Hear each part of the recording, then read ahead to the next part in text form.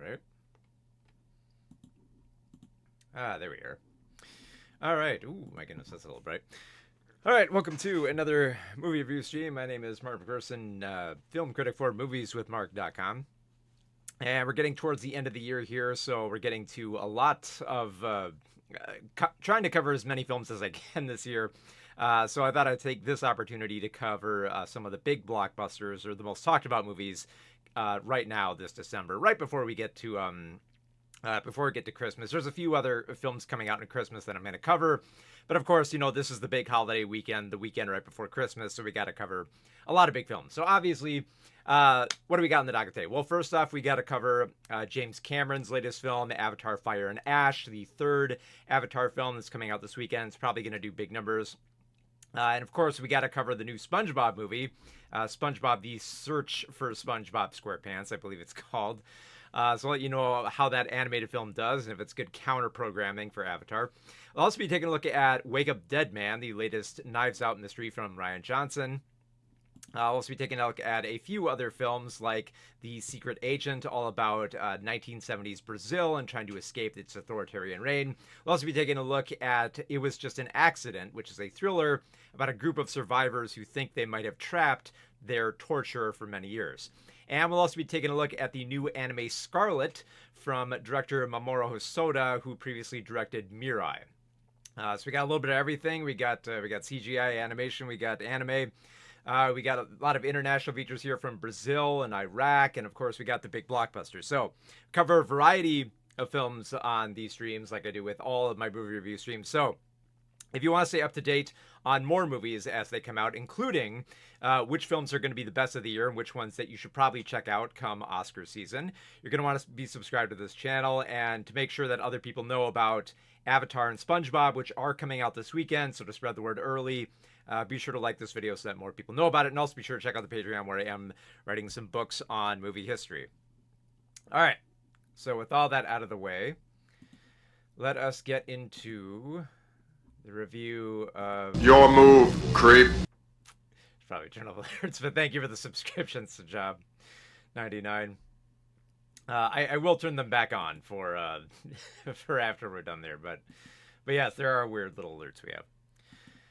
Okay, so let me get my notes up here and minimize the screen a little bit so we can see everything here. Oh my goodness, and I think my RAM usage just jumped up there. Hopefully it's not too bad. All right, okay, let me get my notes up here. Let me get drink of some tea to keep my throat good. All right, and without further ado, let's talk about some blue aliens with Avatar: Fire and Ash. Get the window for my notes up here. And here we go in 3, 2, 1. So Avatar: Fire and Ash is the third Avatar film from I knew it. I felt that coming to my throat. One more time here. Okay. So Avatar: Fire and Ash is the third James Cameron Avatar movie. And we didn't have to wait as long for this one. And I think fans will probably appreciate that we didn't have to wait over a decade to get the next entry in the Avatar series. So we got our third entry with Fire and Ash. And while the film, there is a lot of James Cameron's great tech and, you know, his themes about, you know, environment versus technology, it's all still there. All the same stuff that you loved from the past two Avatar films are here, except there is one crucial element missing though, and that element is something refreshing in the groundbreaking visual effects. And I think that's the main thing that carried me through with like the first two Avatar films, is what made me love them so much, is that these are worlds that where it felt like, you know, it was something completely different. So the first time that we were on Pandora, you know, we got to see the the beautiful forest with all its different creatures, and the floating sky islands with all the giant flying creatures that, the Na'vi would have to attach their little, braids to and then connect with. That was kind of cool stuff. And they had them fighting mechs. That was great. And then, many years later, we got The Way of Water, in which, we explored, okay, the water tribe of the Na'vi, and, how they interact with the sea life in there, which, that's James Cameron's penchant, is, loving the sea life stuff. So I get it. And it worked really well. I enjoyed exploring another corner of Pandora there. And the problem with Fire and Ash is that it doesn't really have any new place to go here on several fronts. Not just in terms of like story beats, because it's like pretty much like the same story and same themes, but visually and environmentally, it doesn't really go anywhere all that new. And I think a big problem with this is that it doesn't really feel like the characters are developing all that much past the sequel. They're not really going anywhere all that unique. Well, the thing is, the characters are going somewhere unique in the film, but they never quite get there. It always feels like their arcs are just kind of spinning with what was started in like the previous film and not really developing much in this movie, which is kind of weird. I get, it has this vibe of being like a bridge film where they're setting a lot of stuff up for another film, and so they're just kind of meandering and finding stuff to do for the characters until they can get to the next story, which is pretty aggravating. And I think it's really aggravating because there is some interesting areas to go here with these characters. Like, you have Jake, once again played by Sam Worthington. He's still concerned about defending the Na'vi tribes from the humans. He has a lot more insight, and the tribes are still not taking him seriously. And I think that, that's a good angle to explore.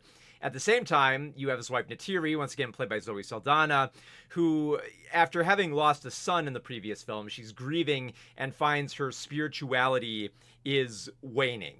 So she's losing her connection to Pandora. She doesn't really feel like life is worth living. She's kind of growing a little bit nihilistic and bitter about humans, which kind of complicates the fact that one of the children that they have is the adopted spider, who is a human living among the Na'vi, so she has to grapple with those feelings.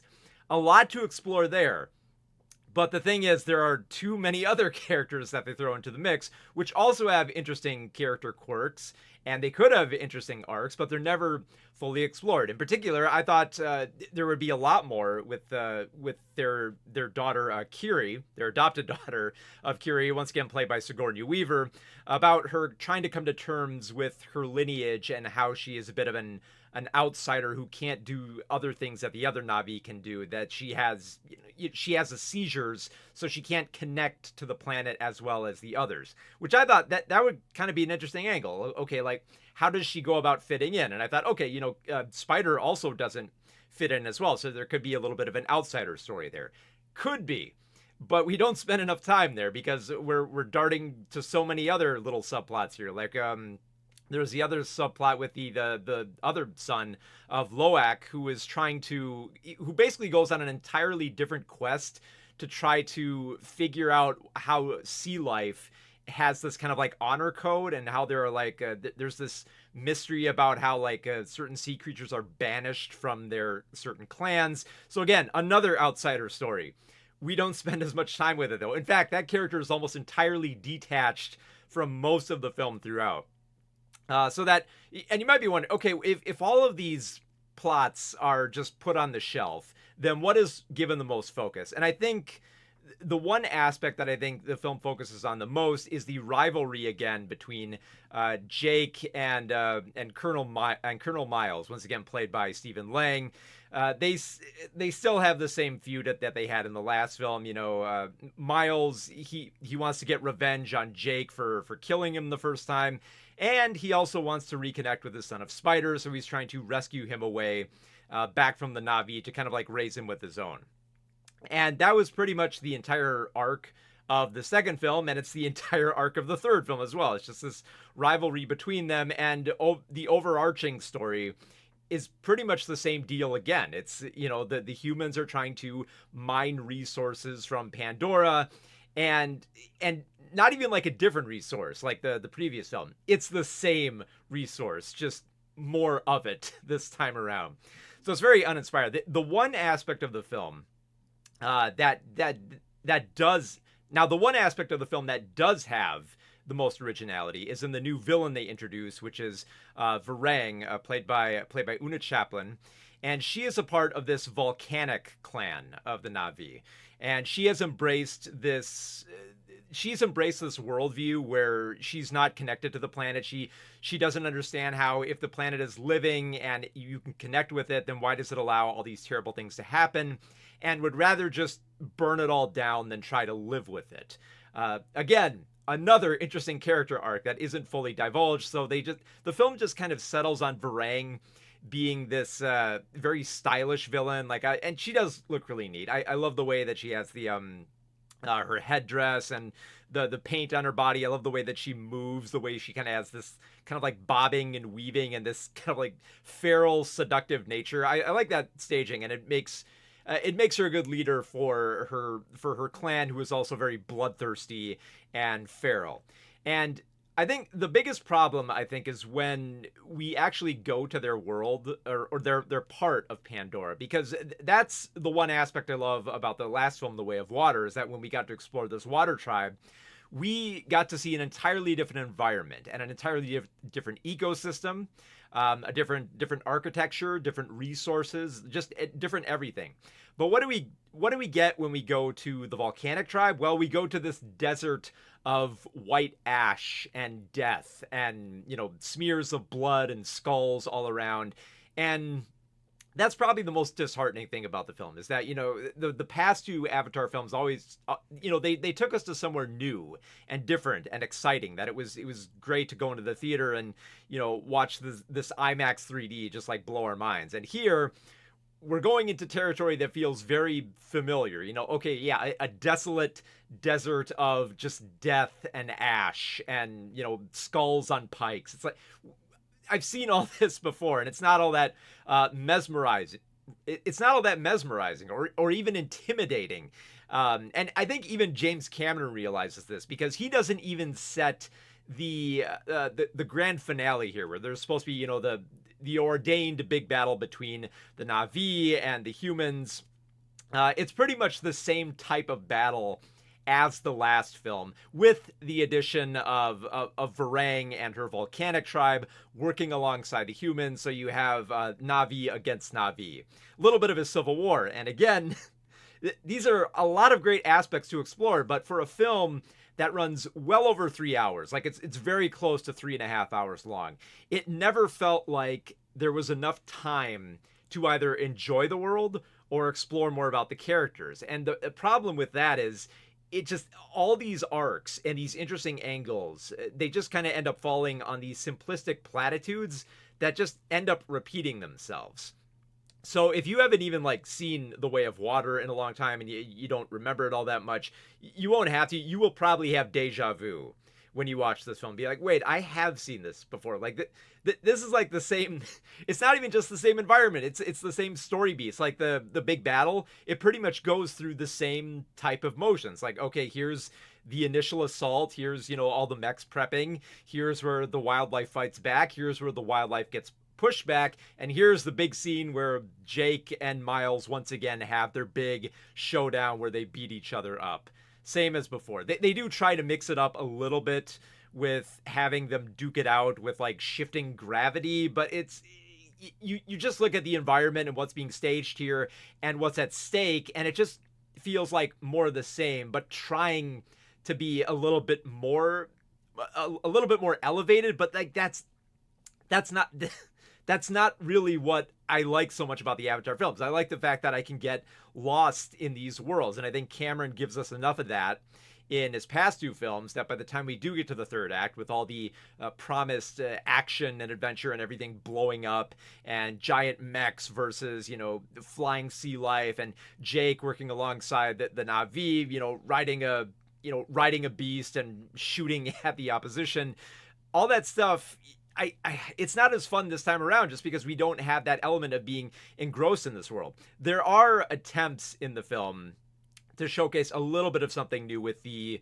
Wind Trader tribe that they bring into the mix here. I love their the I love the vehicles that they use. The way they have these creatures that pull their ships up into the sky that kind of have like sails that look like giant membranes. I love the look of that, and I wish there was more of that. I wish there was something new to explore, but a lot of the locations in this film are just the same. Like we go back to the Water Tribe, we see all the same stuff there. We even go back to the other rogue scientists. They're still off in the wilderness in the exact same location. The humans that are in their polluting, resource draining factory there, it still looks the same.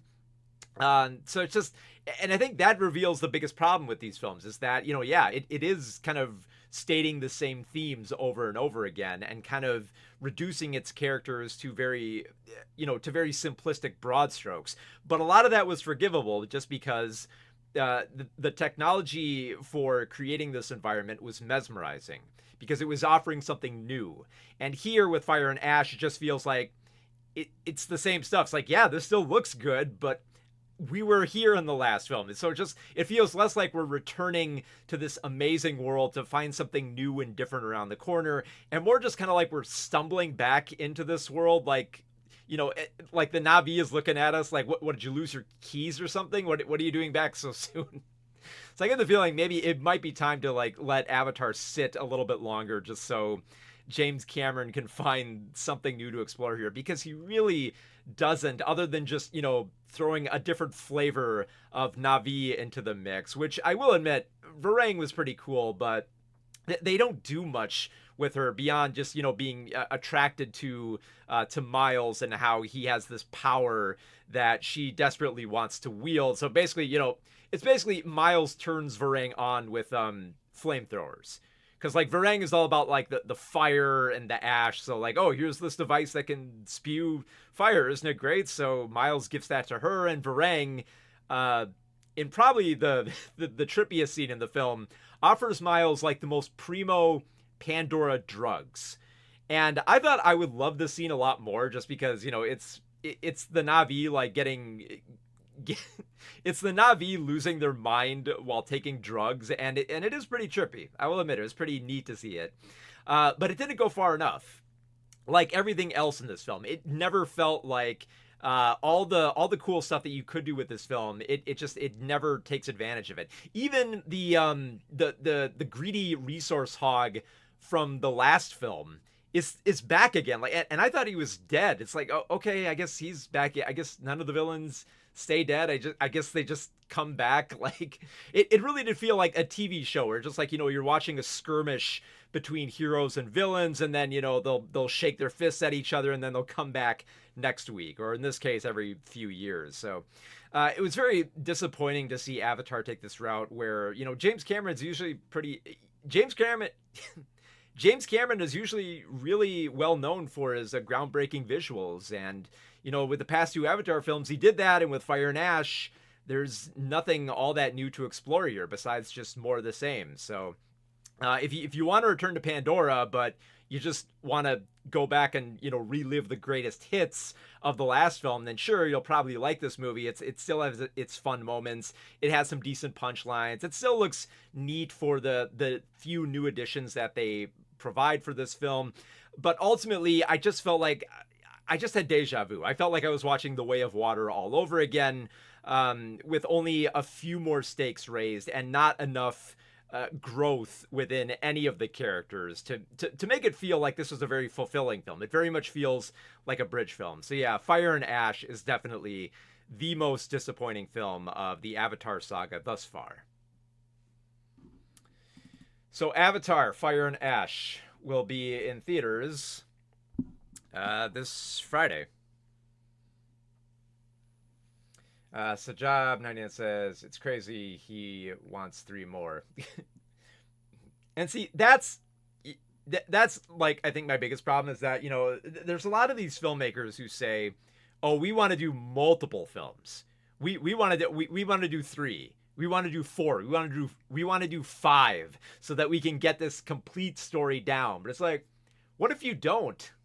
What Like, I'm not saying Cameron won't finish his film series. He probably will. Even if Fire and Ash is a disaster, he'll probably just he'll probably get to like make his films. But other filmmakers are not so lucky, you know. So let's see. So basically Avatar 2.5, pretty much, yeah. With the exception of Varang, who's definitely the biggest draw of the film. Yeah, it just felt like it was going through everything again.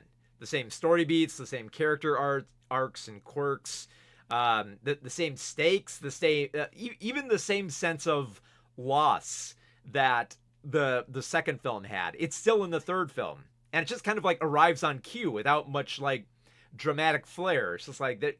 There's not really too much surprising here, you know. Let's see. Teddy First Man 1987 says I just got tickets to the SpongeBob movie. Oh, okay.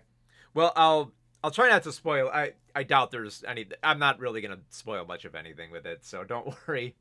We'll let you know right after I get done reading chat here how good that movie is. KJXana says, I've finally gotten around to watching The Amazing Digital Circus. I can definitely see why people draw parallels to I Have No Mouth and I Must Scream. I've only seen a few episodes, but I see it. I see the whole nightmarish simulacrum that they're going for there. McNugget64 says, Avatar is a ripoff of the Smurfs. And see, that is actually like one of the key elements that I think Cameron forgot about this film is that, you know, the overall story and plot is not that interesting in the grand scheme of things. Like, it's not that original, but the visuals were. The world was original. The areas that we went into with it, the mesmerizing sights of the alien sea life and different creatures flying in the sky and the weird resources and the technology, all that stuff is what made Avatar good. That's what. So like the whole complaint about, you know, yeah, it's like it's yeah. I know you said Smurfs, but everyone says like, you know, it's Dances with Wolves with Smurfs. Or Dune with Smurfs, you know, the same, you know, live among the enemy and then get used to them, which is why I think Cameron needs to like change pace. If he's not going to take us anywhere new on Pandora, why not go to other planets? Can we go somewhere else? If there's nothing else but like barren deserts on Pandora, surely that can't be all there is. Sajab says those movies have to make $1 billion to make a profit because of how much money they spent making it. James Casey, yeah, it's going to take a lot of money, but I mean, James Cameron also has that pull to make it, and the thing is, it probably will make $1 billion. Overall, I don't know how fast it'll make it. It'll probably like inch. Close enough to get like $1 billion. I get the feeling the word of mouth that's going to spread about this is going to really hamper the repeat business of it. In addition to, I mean, there's already been like a few ratings from critics coming out that are pretty similar to my own, which is just like, yeah, the film looks good. It's still nice and fun, but it's not working. It's off. Like there's nothing new all that visually here. So yeah, it's a good looking film that is just. I think I forget who was writing it over at rogerebert.com, but their review said that it's just, you know, it's treading water, but it's treading through very, very beautiful water. So that's the problem here. It's just like it's meandering too much.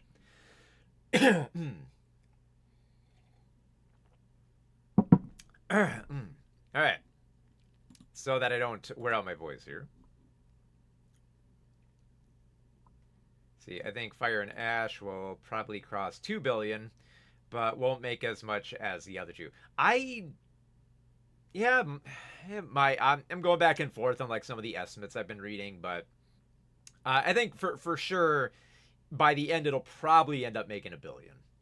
Just rough estimate here.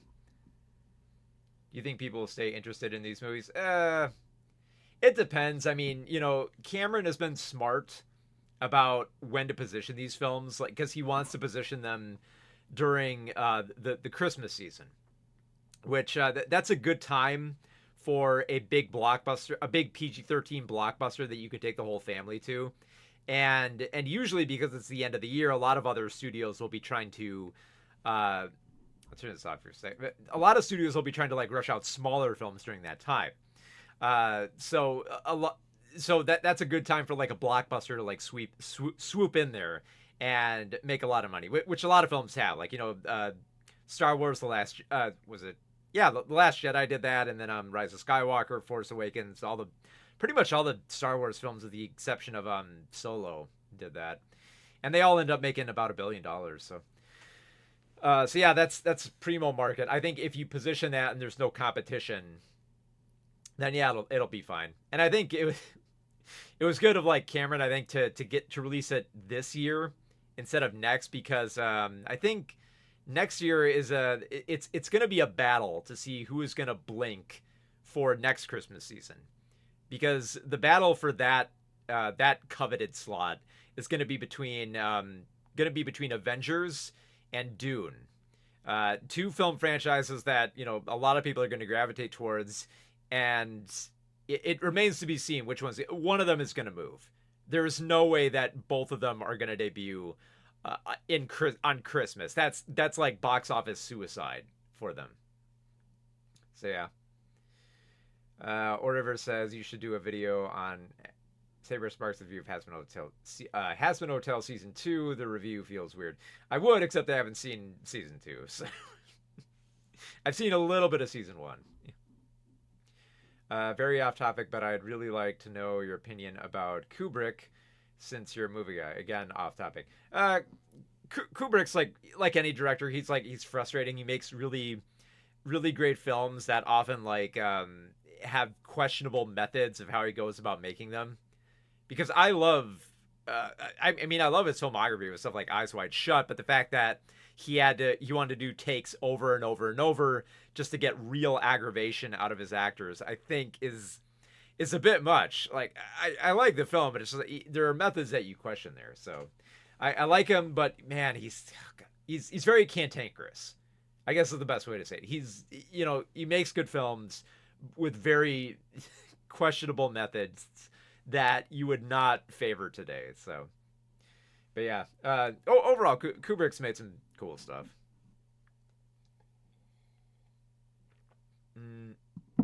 History is Cool actually says, what are your thoughts on Netflix buying WB? Not good. For those of you who are subscribed to Netflix, they did offer that press release up a few days ago, saying that we're not going to merge Netflix with HBO Max. I almost feel like for one, if it's going to merge, like HBO is going to merge into Netflix, because HBO Max is struggling right now. Like they only have like a handful of stuff that people are going to, and it's mostly just movies. All of the big movies, so everyone gravitates around the time that like Superman comes out. I'm sure when Supergirl comes on streaming next year, it's going to be a big draw as well. But yeah, I have concerns about what it's going to mean for like the futures of those franchises in terms of access. I'm not too worried about how Warner's going to work with some of their franchises, like at least with like the big stuff like DC right now, with James Gunn's handling of it. I think that's mostly going to be hands off because it's working, and it's not in desperate need of retooling right now. Hopefully it won't come next year. Hopefully everything goes right with the Supergirl movies. So Netflix won't deal in there, because yeah, I have conflicting. But I mean, just there's a lot of little details that concern me, but in general, like the basic concern of it is just in the abstract of conglomerates merging together is never a good sign. I think Dune might get pushed back to March 27. And see, that's it. It remains to be seen, but I think Dune might get pushed back, just because I think it might have a better chance if Disney doesn't blink. Because Doom Part 2 was it was released early in 2024, and it did pretty damn well. So it might. So we'll wait and see. All right, let's get to Spongebob. Search for SquarePants.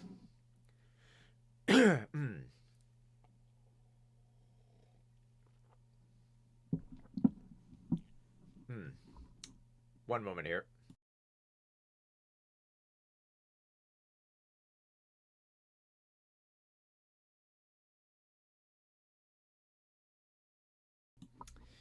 Ah, much better. Okay. Turn off alerts right now. That's a new Spielberg's Disclosure Day film trailer. It looks enticing. I. It's hard to say right now, but I mean, Spielberg's trying out sci-fi again. Sure, I'm in. This little hidden UFO project. All right, here we go with SpongeBob: The Search for SquarePants. In 3, 2, 1.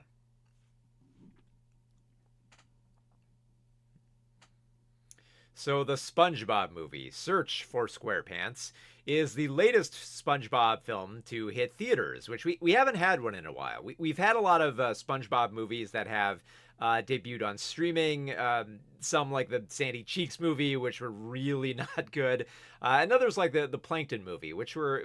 That film was all right. I had a pretty good time with it. I enjoyed most of the humor there and the focus on Plankton, who I thought was a fun, cynical character. But now we have Search for SquarePants, and this film is kind of, in contrast to the past two SpongeBob films, this one is somewhere in the middle. It's not as subversive as the Plankton movie, but it is... But it's definitely a more interesting story. And I think what I love so much about this film right off the bat is that the plot of this movie is not trying to save Bikini Bottom. Like, Bikini Bottom is threatened by some giant world-destroying villain, and, SpongeBob or Sandy or whoever has to save it again. It's thankfully not that type of story. Here, the story concerns SpongeBob concerned with growing up.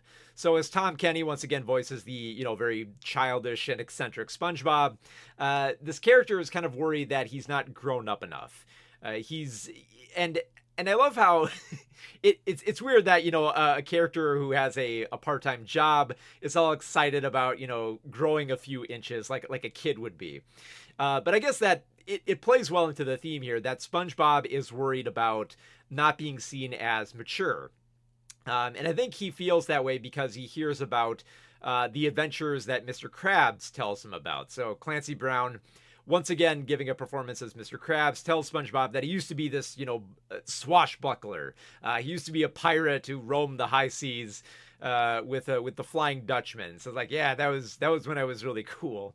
And of course, these are lies being spun here, but these are lies that Krabs is going to have to deal with. He's going to have to come clean with SpongeBob, because if he doesn't, SpongeBob is going to end up cursed at the hands of the Flying Dutchman here, a spooky pirate ghost played by Mark Hamill, which I got to give credit to the film for this. I love how they didn't go with choosing some big celebrity voice actor to voice the Flying Dutchman, because you just know that, because that was the central villain here, they would have cast somebody with star power. Not to say that Mark Hamill isn't a good actor, and that's kind of what I'm leaning towards here. Mark Hamill does a really good gruff pirate voice for this role, and it never feels like he's trying too hard with it, with his type of voice. So I really liked how he just kind of like easily meshed into this role where he's expected to be like a little bit goofy and at certain times also be the straight man with how he interacts with SpongeBob. Because the whole plot here involves the Dutchman trying to convince SpongeBob to go along with him to the underworld for this test, which will apparently, Dutchman is trying to convince SpongeBob that this will make you mature. This will turn you into a swashbuckler and essentially make you a man. And of course, it's leading more towards a curse here.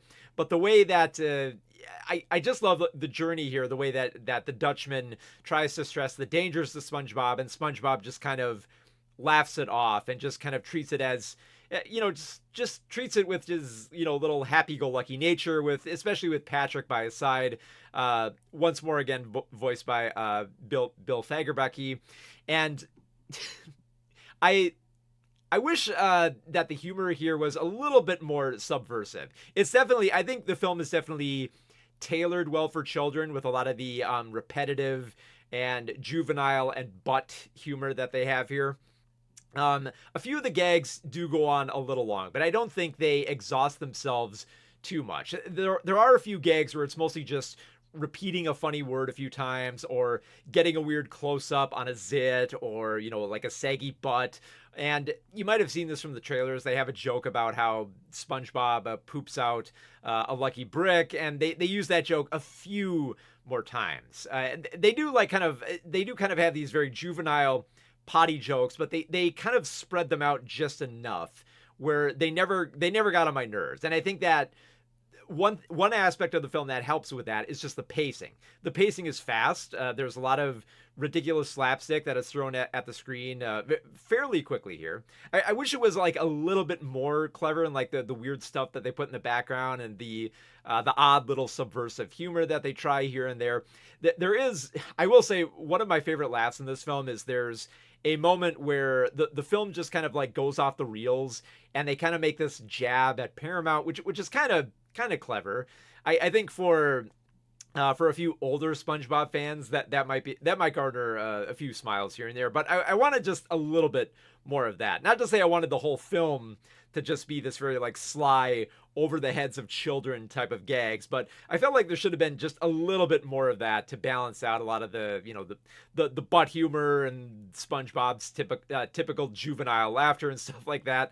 I think where the film definitely sags here is when it does get to the kind of the expected obligatory live action segments here for a CGI SpongeBob movie. I think when it gets to live action, they do try to keep up the same pace and type of humor, but you can definitely feel it lagging behind here. You can feel how much more work went into making the live action segments, more frenetic and just as wild as like the stuff that goes on in the sea setting when it is all CGI. So I liked most of this film, and I think I like the fact that it has an enduring nature, and that it is actually about something. It's not just saving Bikini Bottom and then just here's all these weird asides here. It does actually feel like Mr. Krabs trying to teach SpongeBob that just being yourself is gonna make you more of a man, instead of being led astray by everyone else literally trying to sell you this lifestyle of being a grown-up. So there's a lot of real-world allegories that you can insert into that, but it works well here by never making the jokes too obvious and making it work with material that SpongeBob already has with like with the Flying Dutchman and Krabs and SpongeBob. I think a big problem is the pacing. For one of my issues with the film is how the pacing kind of works for all the other characters, because we do get a lot of depth with SpongeBob and Mr. Krabs, and we do get a little bit of the backstory of the Flying Dutchman. But then you have Patrick is mostly just there for comedy, even though he's a good sidekick for SpongeBob. But then you have But then you have Squidward, and the film just, I don't think the film knows what to do with him, so they just kind of shove him into all these little funny bits that they can do with him in the underworld, and then just literally forget about him and don't really know where they're going to go next with the material here. So there are some good gags here. There were a lot of grins I had during this film. There was even a few laughs or two that I had. But I think for children, it's going to be a good theater experience for them, because a lot of the kids in the audience, they were having a good laugh at all the juvenile jokes, and I do appreciate that the film was willing to go there. I just wish it threw the adult audience a few more bones here, so that there was a little bit more of that funny subversive humor and that weird slapstick that I usually love within SpongeBob here. So like I said, it's very middle of the road. It's not as it's not as lacking and watered down as some of the later SpongeBob episodes and movies. But it also doesn't have enough of a good punch with the humor here. But I think the best saving grace with this film is just the story and developing SpongeBob a little bit and giving him a real arc here. I think made the film work so much better than just being a series of goofy gags. Even though you do get some funny montages here and there and some nice little jabs at Squidward being seduced by sirens, and Krabs believing that he has a six-pack, and the Dutchman deceiving SpongeBob, and all the little weird quirks with the underworld creatures, and like how some of them eat each other, some of them make out with each other. So, just like the weird design, and also very very colorful. I love the look of the underworld that they go to, which is all like the green and the purple, and just it has a nice quality to it where even if like the gags were not making me just laugh out loud, they were still making me smile, because I loved the way that they look, and the way and how inventive they got with the CGI, where it never felt like it was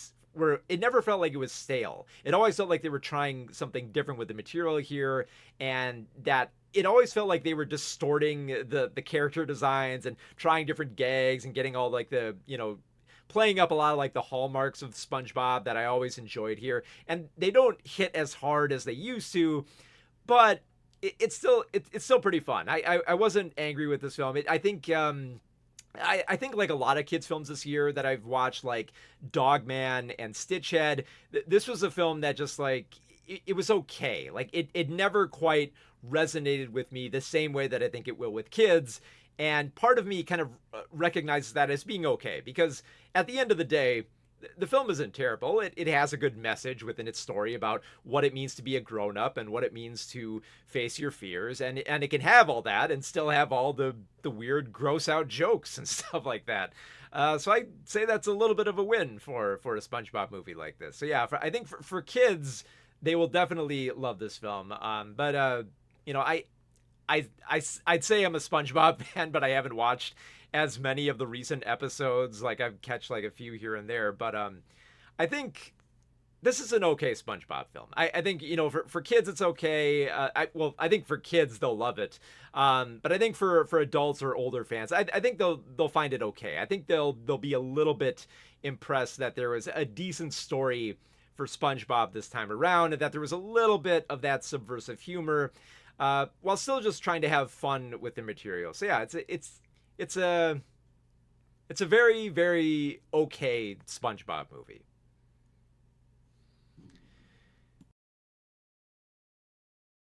I'm gonna have to edit a little bit of that out there.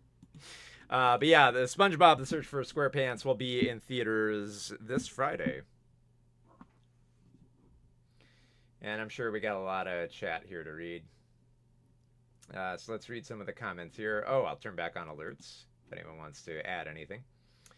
Scorin says, "Hey Mark, recently saw FNAF 2 and Silent Night Deadly Night. I am really looking forward to Silent Night Deadly Night, the newest version of Silent Night Deadly Night. I've heard it's good.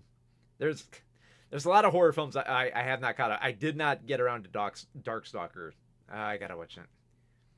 No wait, Deathstalker. God, see how flustered I am? I've been watching movies nonstop."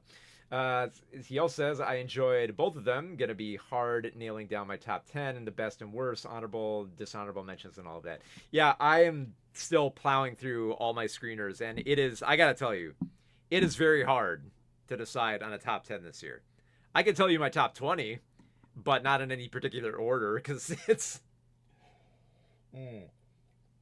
There's just too much good stuff this year. Especially at the end, oh my god. Like, no, not on this stream, but next stream I will talk about Marty Supreme, because that is definitely going to be on my top 10 list for sure. I do not know where, but I can tell you for certain it's going to be on there somewhere. Let's see, McNugget64 says, "I find it interesting how the animation style of the SpongeBob movies, at least the newer ones, feel different from the show. I don't know if it is because of the limitations of 3D or something." I think it's like, well, in terms of like why they use 3D, I'm pretty sure that's like a mandate by some of the studios, because I've talked with some animators, and I've like flat out asked a few of them, like, is it more cost effective, to use 3D? And it's like, no, it's really not. It's really not. I'm like, well, why do you do it then? Well, a producer said we should do it because it looks nice, so it can compete with like Disney or something. So yeah, that's always been a problem.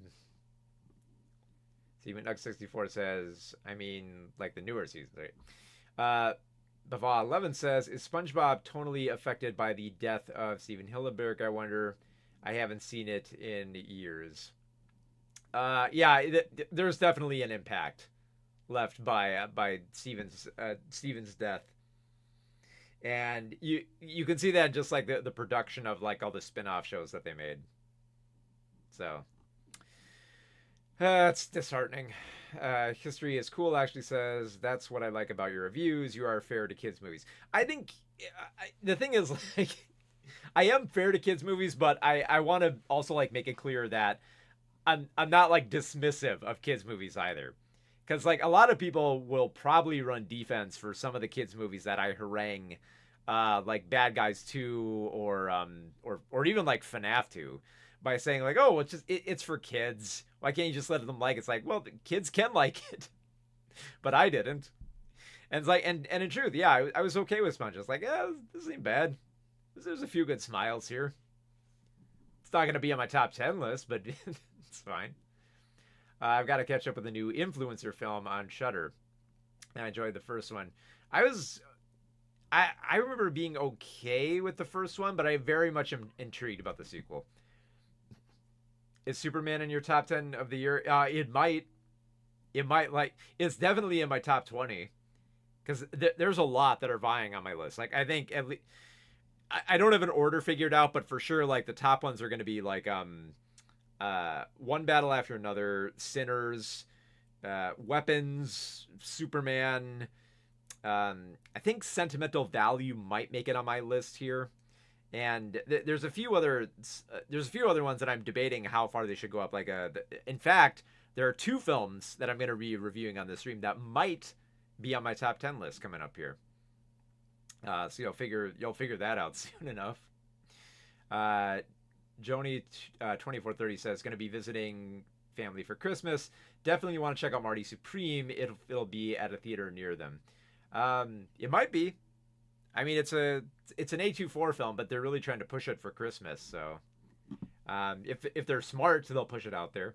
It depends on your type of theater, though. If it's a small town theater where they only have a few screens, then it might not. It probably won't be there, because usually. For those who don't know, if you go to like a small town, and I've gone to ones on like vacation, if they have a very small theater, they will only play like one film a week, pretty much, and they'll have to choose one that they think will appeal to the entire community. So no joke, there was one vacation where I went to a small town where there was a theater, and I wasn't really doing anything, so I thought, Hellboy 2 came out. Why don't I go check out that? And they didn't have Hellboy 2 at the theater. Instead, the film they chose in that week was Eddie Murphy's Meet Dave. So I think I did not subject myself to that film. I was like, okay, I'll do something else. I had no desire to see Eddie Murphy's version of Herman's Head. Now, there's a reference. Scorn says, I think I can say Novocaine is my favorite action movie this year. I really like Novocaine. I know a lot of people really dogged on Novocaine, just because I think a lot of people dogged on it just because they didn't give the villains enough of a drive or the hero too much other motivation beyond the basics. But in terms of what they set up, and there was some decent chemistry, I thought, with Jack Quaid. And the love interest, and then just the violence was giddy and gory, and I liked it. Yeah. McDougall64 says I was the only guy in my friends group that disliked FNAF 2. Oh my goodness. Well, if it helps, you're not alone. There are plenty of people who didn't like that film.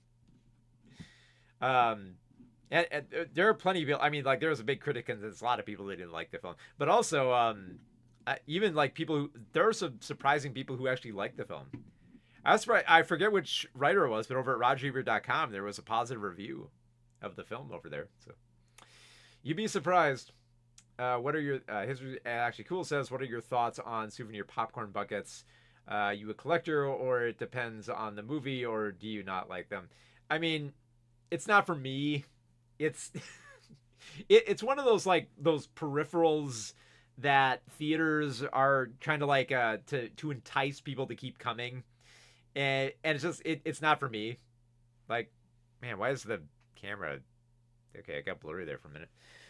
But yeah, it's not for me. It's just one of those like little carrots to get people to come to the theater. That's not for me. Like, a lot of theaters are trying to do this with like with like axe throwing and different like party areas and stuff like that, offering merchandise and all that.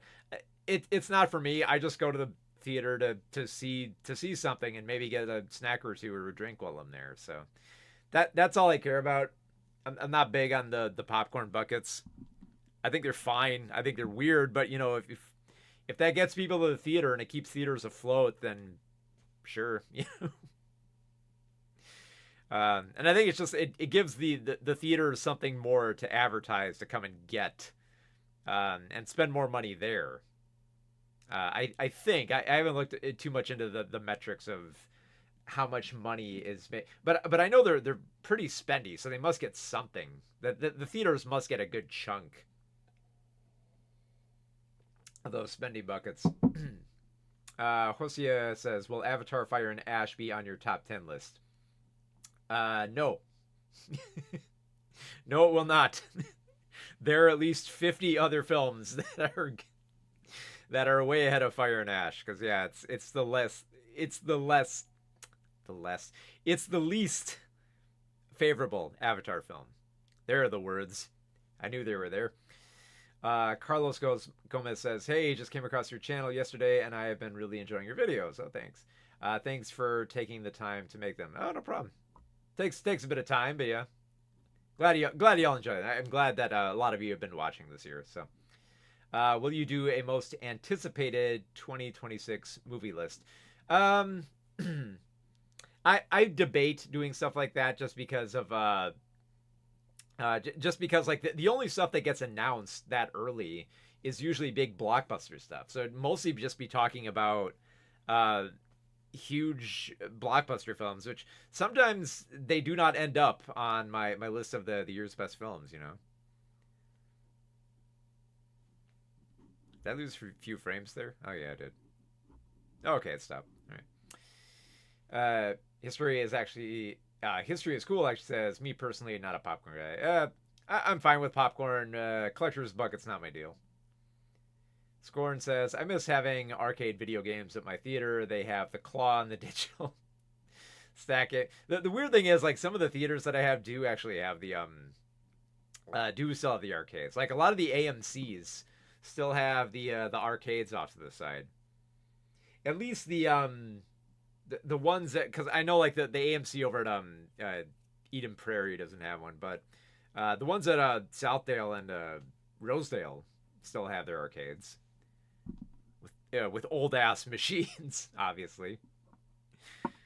But I don't know when they're like, for sure they're not going to replace them with the Southdale one, because it's like it's detached from the theater. It's like it's off to the side there, where you really couldn't put anything else over there. Because like when I say detached, I mean it's like it's aside from like the entire theater complex. Like it's like right in a hallway right next to the mall. Yeah. Thanks for taking my question. Happy days. Yeah, happy holidays to you. Scorn says, "For 2026, I'm worried about Megan's spin-off, Soulmate. It's coming out in January, and there has not been any news or a teaser currently." You know what that tells me? That tells me that it's going to move. If they don't have a teaser yet, and it's coming out in January, that it's moving. If they don't have a teaser out, if they don't have a teaser out by like this week, it's gonna be awful. Because like there are already like teasers for stuff coming out in February and March, and stuff looks really good. Like I was surprised. Like there's like a lot of thrilling erotic films that are coming out for that time of year. So yeah, it'll probably move. Could be a summer picture. What do we have next? Wake Up Dead Man. All right. Let me get the notes up here. Wait, where did my notes go for that? I had them. Where did they go? Looking for them. Oh wait, here they are. Just breeze right by them. All right. Here we go. Oh, wait, I should get some water.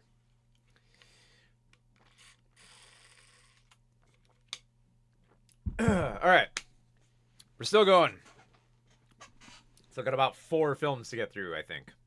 All right, so here we go with Wake Up Dead Man in 3, 2, 1.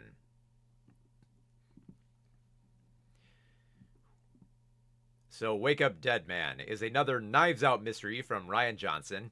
And I think what this film proved most is that the character that Johnson has developed of Benoit Blanc, played once again by Daniel Craig, is that this detective has enough personality and charm that Johnson can steer this character into darker mysteries.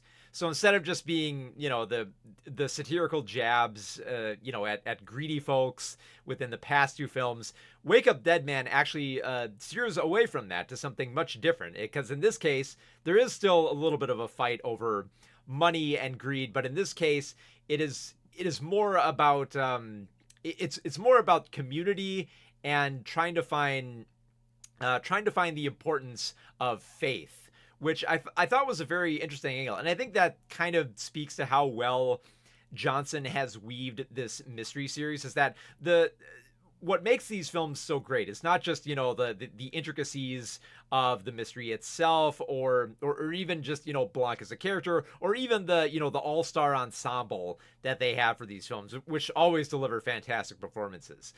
No, the real drive is that Johnson is always like tinkering with the mystery and trying to find something more under the surface, instead of just, giving you all the clues and then, expecting you to figure it all out. He's always like toying with convention there. And in this case, with Wake Up Dead Man, he explores the murder of a local priest here, played by Josh Brolin, who plays Monsignor Jefferson Wicks, or Monsignor Wicks, as he prefers to be called. And he is just a blowhard. He is just an awful guy who just, weaves religion to just, spew out his hatred whenever he gets up in front of the church and speaks to his congregation. So you would think there'd be a lot of suspects of people who would want to murder this guy, even though it seems like his congregation are just like the hardened people who believe everything that he says about, basically leaning more into the religious right, who want to focus on, like, the hatred and the bile that they can bring forth in the name of religion. So there are a lot of people who believe what he's saying. Like there's a washed up author, there's a failed influencer, there's a doctor who's a bit of a drunk. There's all these different people who follow him, and the one person who doesn't seem to be on his side is a young priest who comes to work with him, of Judd, played by Josh O'Connor. And Judd is instantly a likable guy, and he's not going to be the killer because you like him so much. Like Judd is a priest with a bit of a violent past. He used to be a fighter, and he wants to put that life of boxing behind him because one of the matches ended with him killing somebody. And he wants to find something more to life and find some faith. So he thinks, okay, I can come to this small town with this church run by Wicks, and I can do my part. I can give back to the community and make a church where people feel welcome, and I can hear their sins and make the world a better place. And Wicks is like, no, you're not doing that here. You're gonna listen to my confessions, in which I'm just gonna talk endlessly about masturbation the entire time. But then things get messy, problems arise, and the arrival of Judd has basically caused this conflict within the community. And before anyone knows it, Wicks is dead, and dead within just a few feet of everybody. Where it's like, okay, how did that murder happen? So nobody is quite sure how to solve the case, and then in comes Benoit Blanc, Daniel Craig, busts in with his southern drawl and suit, and just is like, oh, we're gonna solve this case. But like I said, this is a more darker, more dramatic type of story. It still has a lot of the funny and dark wit that we've come to associate with Benoit Blanc and the many odd suspects that he has to deal with here. But the story itself, I think, has much more of an emotional gut punch to it, with how Judd seriously wants to really wants to foster a community. So he goes about trying to help Blanc solve this case in a way that won't rip everybody apart. Because he's not just worried about, clearing his name of being a suspect in this case. He's worried about not living up to being the priest that he wants to be. And I think that runs counter to Blanc, who is very much an atheist and isn't afraid to say it. So he can't quite understand Judd's drive here. So there's a little bit of a conflict with how they approach this murder and what they take away from Faith. And I thought that was a very fascinating angle, instead of just, having like a very simplistic debate between Benoit and Judd of just, well, God says this or the Bible says that. It never gets that far reduced. It actually feels like it's trying to touch on spirituality in a very mature way. And in a way that's I'm as mad as hell, and I'm not going to take this anymore! In a way that makes you mad as hell sometimes when someone wants to rip it from you. Because perfect use of that alert there is that, yes, Judd is very angry about what Wicks has done to this community, and does start, throwing a punch or two if he gets that far aggravated, and he really doesn't want to. So it's very much a test to see how much he can turn away from violence when so many other people in the community crave it. And man, what an assortment of characters here. You have Glenn Close playing Martha, who's just this devout church lady who is so devoted to Wicks in every aspect that she feels very much like a henchman. In fact, there are several scenes where she will just pop up behind people like a cat and just scare the hell out of them. You have you have Jeremy Renner playing Dr. Nat Sharp as the town drunk. He fits fairly well into that role. You have Kerry Washington playing Vera, who is a lawyer who is very much concerned about her relationship to the church and the relationship that her family plays with it. And then you have Andrew Scott playing Lee Ross, who is a best-selling author who is reverted away from sci-fi to writing, basically more writing about true crime stuff and very provocative stuff. That basically the film lays it out pretty clear. This guy is only going to write stuff that weird conspiracy theorists are going to want to gravitate towards. And then you have Kaylee Spaney, Kaylee Spaney as Simone, a disabled concert cellist, who I kind of thought that they almost kind of use her more as kind of like a red herring, just because we really don't know much about her. And I wish there was more. Like, they do establish her as someone who gives a lot of money to the church and doesn't feel like she's getting much from it. I think that's a good enough motivation. I just wish there was more time spent with her. But the one character I think we do spend a lot of time with is Daryl McCormick's character of Cy, who is Farrah's adoptive son, and he's the annoying influencer here. He is this dude who's tried to pander to the right wing through his YouTube channel, and he's still trying to make a YouTube work, and just nothing is working for him. So he's just trying to find anything viral or provocative that he can post online. And he is woven pretty well into this type of story, especially for, someone who's documenting everything. So you have plenty of evidence there. And then there are a few nice supporting roles here. Like you have the groundskeeper played by Thomas Hayden Church. Doesn't really do much, but he's nice to have there. You have Jeffrey Wright, who once again gives a very dry, refined performance as one of the bishops. You have Mila Kunis, who does some decent backup as the local police chief here, who's at odds with Benoit Blanc. And yeah, just a fine assortment of characters here, and they all have their little quirks and mysteries and stuff that they're trying to cover up here. And I love how Johnson just kind of gets us into the mood of recognizing this more as just more of a... Johnson sets it up as more of a mystery thriller, I think, than a comedy. Like, it starts off with some comedic jabs and how it introduces the characters. Just like, oh, I can't wait to see what these characters are going to do and how they're going to clash. And they do.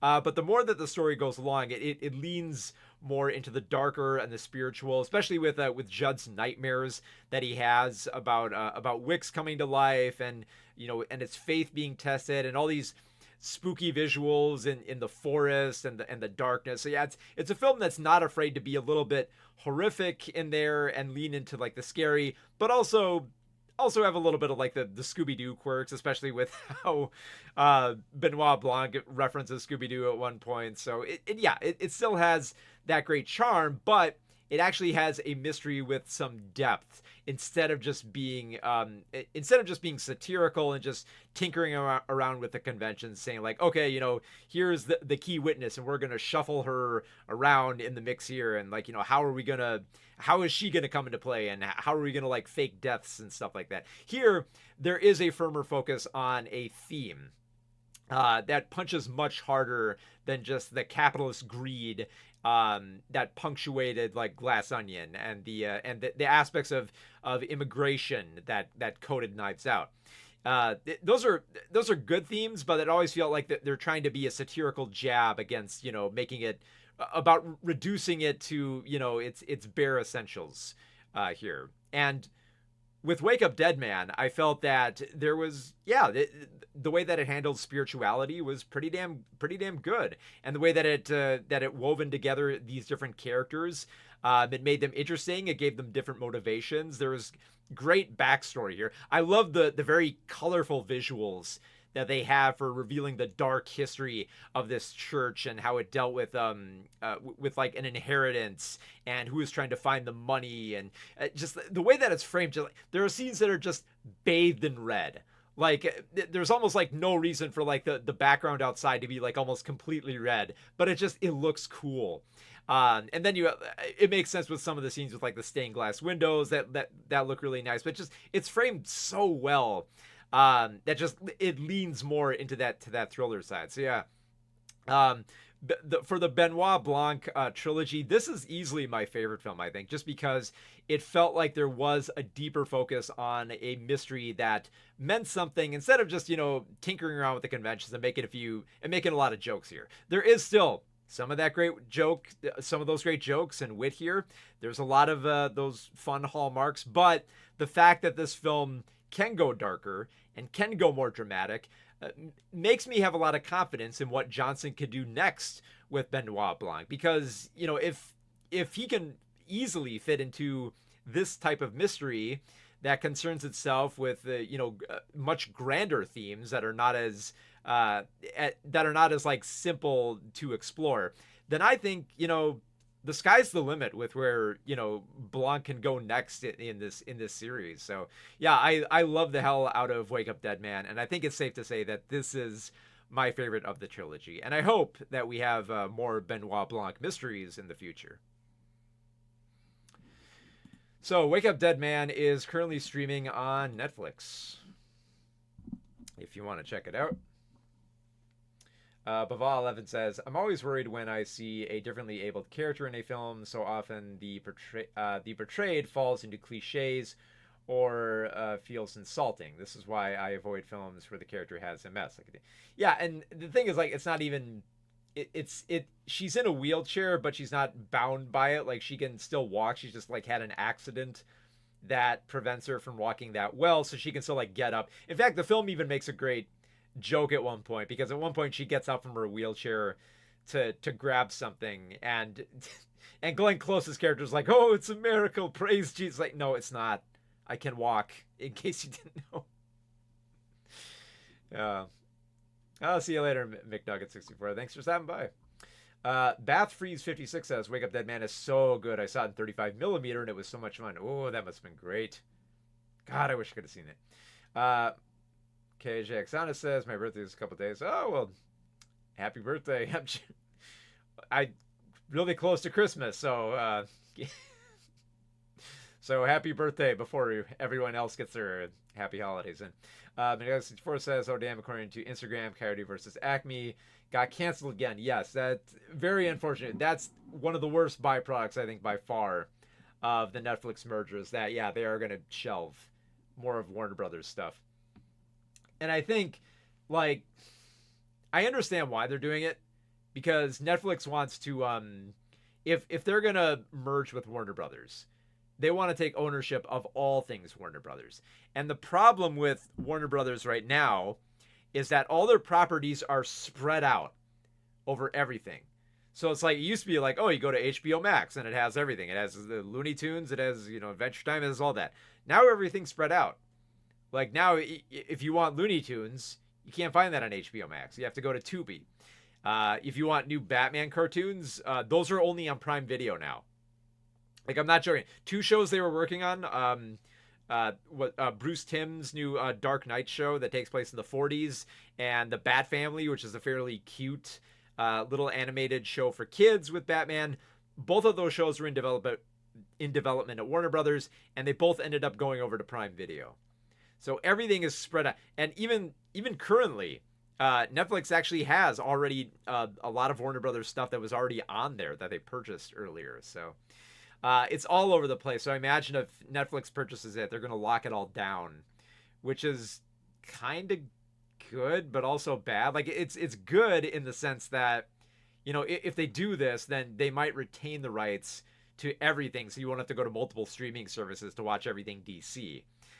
It would be nice to have all things DC under one banner again, instead of spread out over all the different streaming services. But again, like, a lot of the stuff that could go to other services is not, like, like Looney Tunes going to Tubi.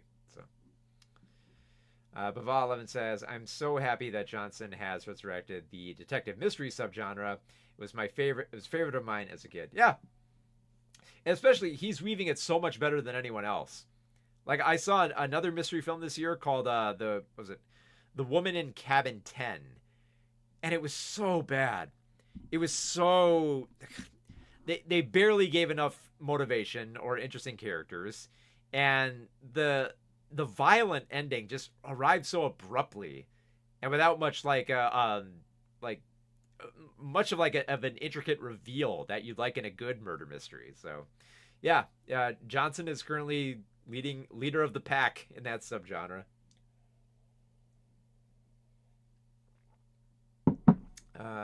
Let's see other ones here. Okay. All right. So now, what do we got? I got about 3 films left. Okay. Let's see if I can blow through these. So, we're going to cover one of my favorites this year. Okay, so here we go. With The Station Agent. And it's not the Secret Agent. I was thinking Station Agent. Got Peter Dinklage on the brain. All right, here we go. In 3, 2, 1. So, The Secret Agent is a film that takes place in 1970s Brazil when it was under a military dictatorship, and it follows a former professor called Armando, played by Wagner Moura, who is trying to escape the country with his son after his wife unfortunately died. And it's not easy for Armando. Armando is trying to lay low. He's trying to attain a passport to get out of the country. He's trying to work with people who are trying to assume different names and lay low and try to find a way to escape. So he's not alone, but he's also in very, very, very concerning territory with the military dictatorship, which is trying to seek out people who speak up against their government. Now, the first film, the first scene in this film perfectly encapsulates the atmosphere here, because Armando arrives at a gas station where there is a dead body that's been covered up, and the gas station attendant says, "Yeah, body," and the cops do come, but they don't come for the body. They come because they're a little bit suspicious of Armando, and they kind of ask him for a bribe. And Armando actually maintains his cool here. He just, he says, "I don't have any money, but I got cigarettes, so there you go, be on your way."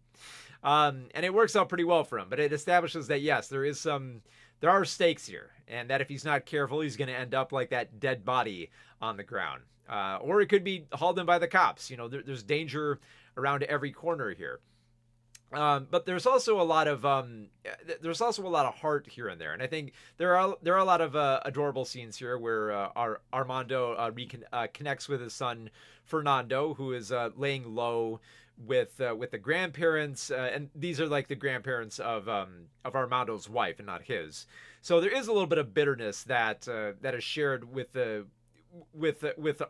Armando's father-in-law, who really feels like he's not getting the whole story here, especially when he's not let in on how Armando has assumed a new name of Marcelo and is currently working in the records, which is a really dangerous job considering it's right next to a police station. Which is like, it's concerning, but it also makes him feel a little bit safer, because if hitmen come after him, he might be a little bit safe if he can get the cops to help provide some defense against any gunman that might come in and shoot him up at his job. And that very much is the possibility here, because there are hitmen that are hired, that are seeking him out here, and they're pretty vicious. The way that they murder people, the way that they can not only like chop off limbs, but also take those limbs from evidence if they because this film, I should mention, and I probably should have led with this, but the film is written and directed by a clever Menganka Filho, who previously directed a film called Bacurau, which was it was a very wild film. It went to some bizarre places about a town that's off the map, and it involves an alien hoax and some weird stuff that goes on. And there is very much some weird stuff that goes on in The Secret Agent. In particular, there's some odd stuff involving a cut off leg. So at one point, the film almost becomes like this weird horror B movie by having this little detour about the disembodied leg kind of like coming to life and attacking the citizens. And it's not going to like ease you into it. It's not going to give you a simplistic reading of this type of escape from an authoritative regime.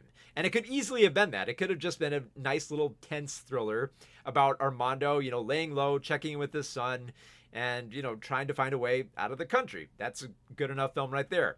But the fact that it has this weird detour with a leg that comes to life, and the film also cuts to present day where somebody is listening to this audio that has previously been lost and trying to basically piece together the whole story as it goes. So we're getting like, this depiction of 1970s Brazil and how it is interpreted by the present, basically kind of like holding up a mirror to the audience about how we ourselves are looking at something that looks very familiar and very poignant for today, and how we would react and how we would try to like find out more information about what is going down here. And this film, it's not afraid to get messy. It gets really messy, especially in the third act when there is more than one gunman coming after Armando.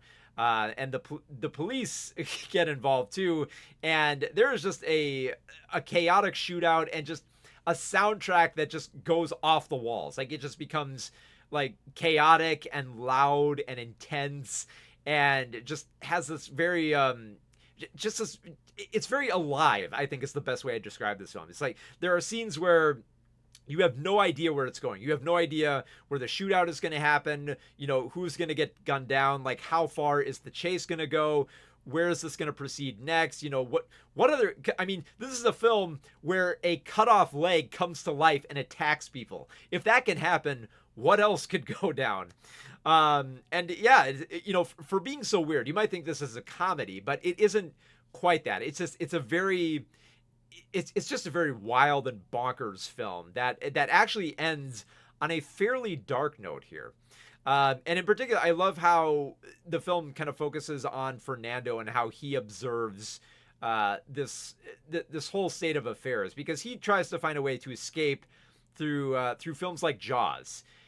Because the whole deal with Fernando is that when he lives with his grandparents, his grandfather runs a movie theater, and he has Jaws playing there, and the son is like, "Oh, I really want to see it." It's like, you're a little young, Fernando, and you had nightmares about just the poster of Jaws. But the kid just obsesses over the poster, and he draws pictures of it. Just like, man, I really want to see this movie. And I'm sure a lot of kids could relate to that as well. And the fact that the whole story kind of comes back around to following what happens to Fernando and where he ends up, and how he kind of like comes to terms with the nightmares once, basically he was afraid of Jaws, and once he saw the film, it didn't become as scary. And I think that that's what really helps with this type of story, is that if you do reveal the truth, and if you don't just bury it, and if you come to terms with that, then it doesn't seem as nightmarish. And I think Filio actually does try to do that with this film here. He actually tries to make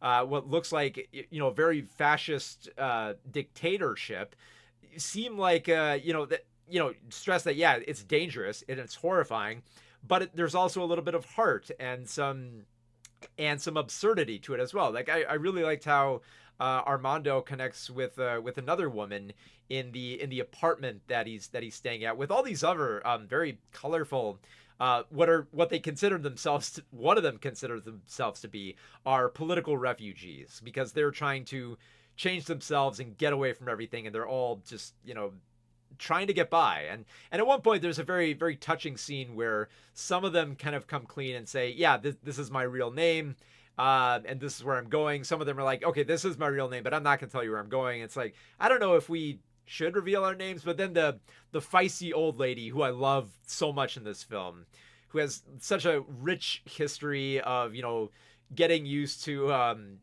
fascist states, because she briefly spent time in Italy. She's just like, look, the code names are for your benefits. If you want to use them, go for it. But if you don't want to, it's up to you. And it's basically her trying to like give these people some freedom where it feels like they have none. And she wants them to be happy. She wants them to all gather around and eat food, listen to music, and drink, and just have fun, just enjoy life for a little bit before you have to go back out into the world and worry about whether or not the cops are going to haul you in.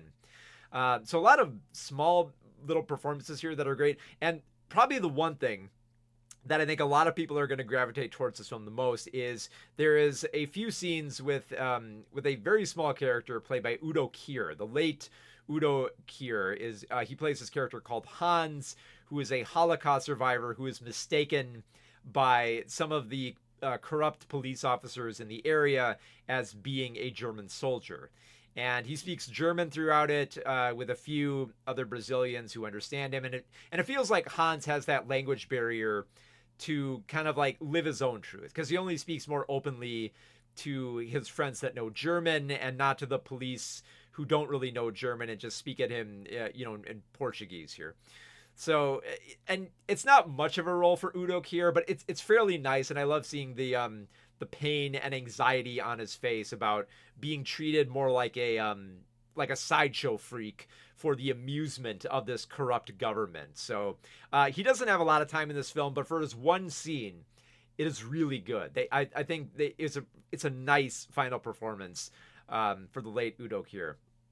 But getting back to Wagner Moura, just fantastic. I love the performance he gives here. Like there's always this level of concern and control. Like there's one scene where Armando he's clearly been found out by some hitman, and the hitman tries to like call him out by his real name in his work. And there's just this moment where Armando kind of like freezes, but then just kind of like nope, maintain your cool. Do not acknowledge, do not engage. Like you're probably already found out, but don't make it clear. Just, try to find something else. Try to find something else to do. Try to find a way to get away. Try to get your passport now and leave. And it's just a fantastically restrained performance here. And just the tone and the atmosphere of this. I love the way that it proceeds, the way that it has these dark flashbacks, the way that it jumps forth back in time, the way that it switches genres at times, and the way that the music is just like it has that very like clawing feel. Like there are scenes where it feels like the instruments are almost kind of like buzzing flies in some of the scenes to kind of like stress the decay that's going on within this country, while at the same time having this very party atmosphere, because this all goes down while they're having their big Carnival celebration. So there's partying in the streets while there's all this terror, this inner terror about losing your life and your livelihood to a regime that just takes everything from you. So yeah, I think the easiest comparison that some people might make is that The Secret Agent is a lot like One Battle After Another, and it very much is. But I got to admit, I kind of liked The Secret Agent a lot more, just because I think it was willing to go more bonkers, and it did portray a more deeply personal story that I felt ended on an even more hopeful note for something. For an ending that honestly I was expecting it to just go dark, because the death at the shootouts in the death in the shootouts sorry, but like the death in this film, in like the brutal shootouts. I expected this film to end on just like a dark note where just like everything just keeps building, keeps getting more and more intense, and then I was expecting it to just like end from exhaustion. But the fact that it actually has a very hopeful and touching epilogue to all this, I thought was just it was a nice touch. It was very hopeful. It was very touching. And it was also very haunting at the same time. So there are so many balls that are juggled with The Secret Agent, but I feel like the director here just pulls it off with ease. Like I loved the directions that this took, about someone trying to lay low and making it very exciting and alive and unpredictable at times. Yeah, I absolutely fell in love with The Secret Agent. It's probably going to be one of my favorite films of 2025. So The Secret Agent should be opening in limited release right now in a few theaters.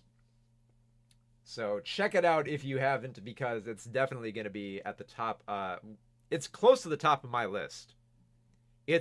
I'll be honest with you, it's vying for my number one spot. It might make my number one spot. It is that close. So I don't know how much more of a ringing endorsement you need. Let's see, I'll read a few of the comments here. Can't believe I left the alerts. I think it's probably good I kept the alerts on, to be honest. So let's see. Andy S says, well, all right, I already read that. Hobo Films LLC says, sounds interesting. Is it filmed in a 70s style? Kinda. I will say it does have that kind of 70s tone to it. There are scenes where they do try really hard to recreate the environment. So I don't know if you could quite. I don't. They do try to recreate it so much. I think they try to lean more into capturing the 70s tone, which I do think they match with the soundtrack.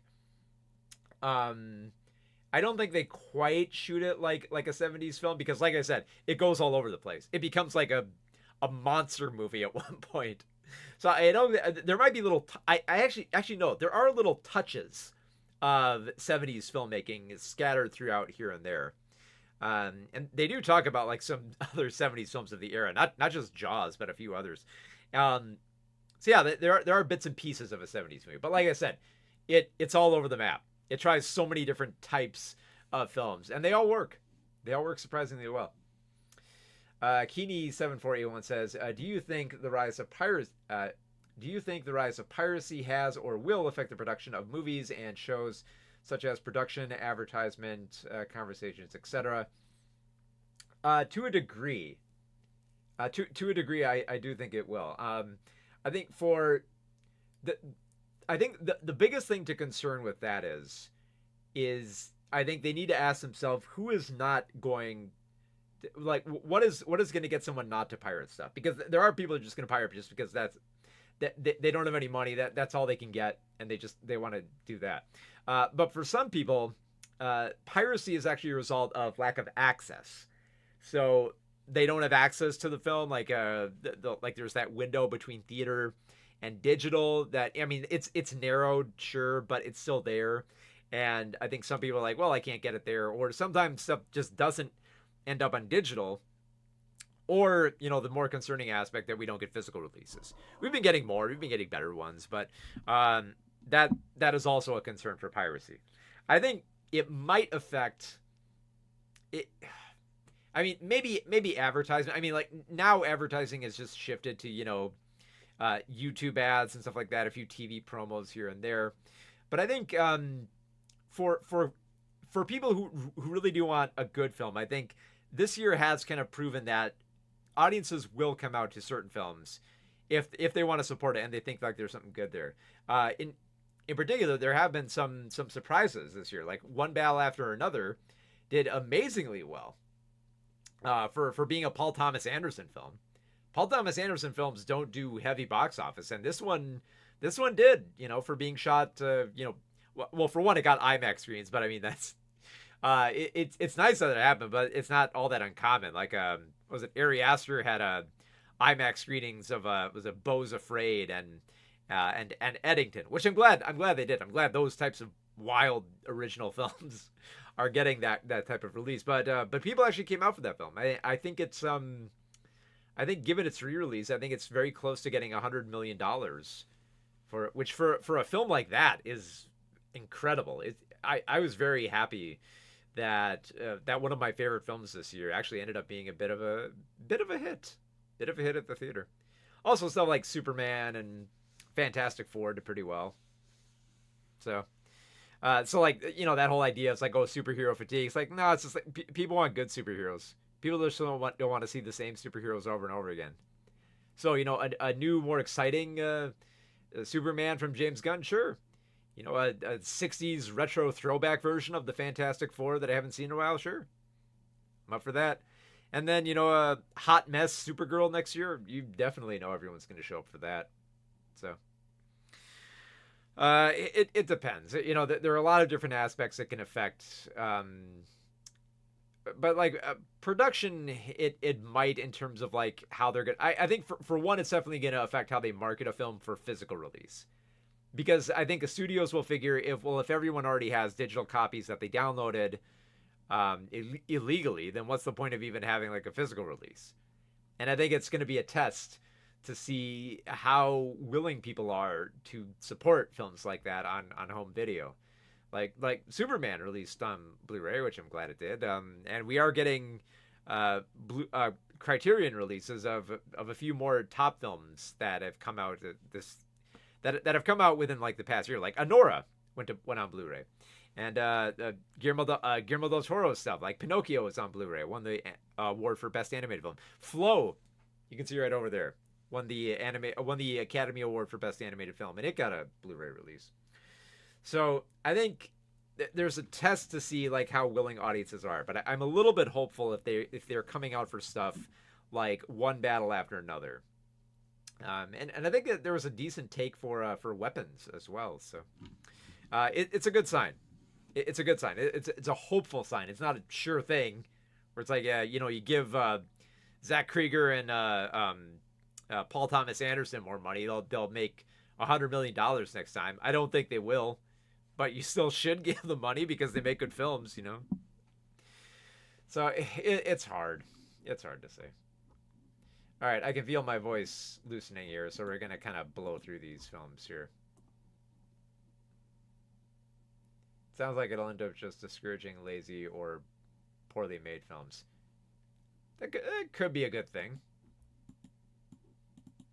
I think the flip side of that is that, it'll give it'll shelve better films that might have had a chance, Bavalin says, I'll be interested to see how the new 28 years later film goes at the box office. I love the first part, but know it was divisive with those who went in expecting a rehash of 28 Days Later. Yeah, and I actually really like 28 Years Later. So I'm intrigued to see where they go with their little prequel film, or whichever direction it's going to be. No, wait, actually, yeah, it is it's called like the bone something. I should know this. Like, it is going to be one of the first films that we're going to get screeners for next year, so I will be sure to check it out. All right, let's see. I might have to make these next few mini reviews.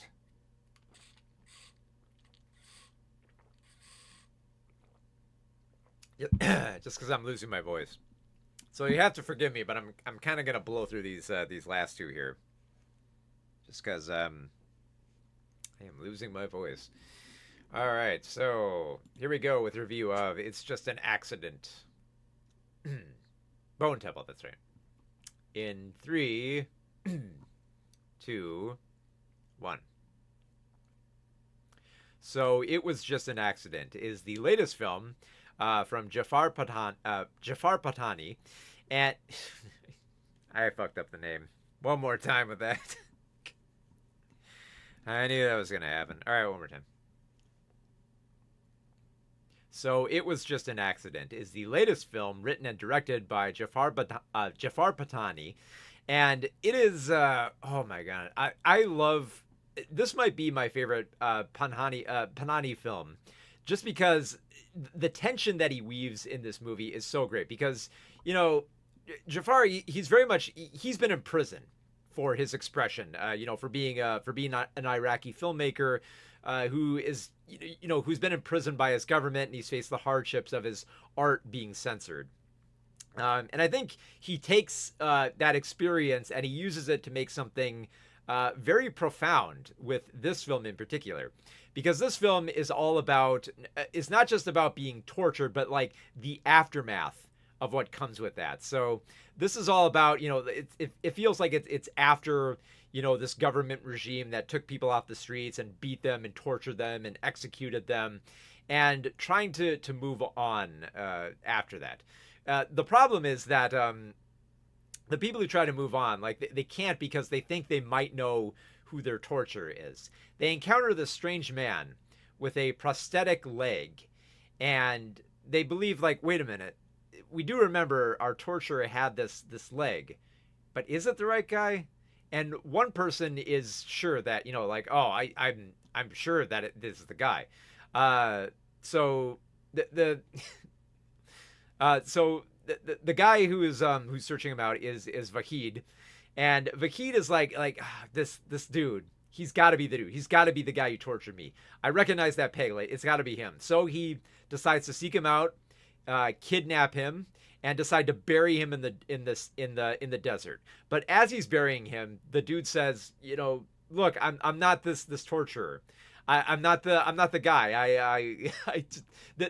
This my prosthetic leg, it's from a wound that was very recent. It's not me. I'm not your man.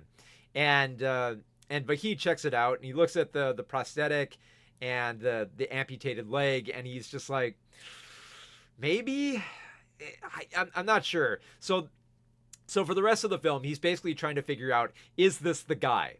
So he goes to other people who are tortured.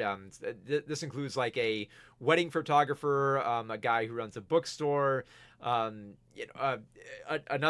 guy who's just, who still hasn't gotten over those events and really wants revenge. So he's very quick to say, yes, this is the guy. We got to kill him. It's like, no. We're not quite sure if it's him. We have to confirm. We have to make sure this is the guy who tortured us for several days and ruined our lives and damaged our health and made us hate ourselves and just, was a hideous leftover from the regime. We have to find out if this is the guy.